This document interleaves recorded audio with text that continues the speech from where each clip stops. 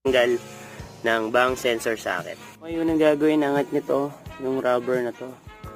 Ayan. Then, ayan, ito na yung bang sensor socket. So ito, hindi to matatanggal kahit anong hatak nyo.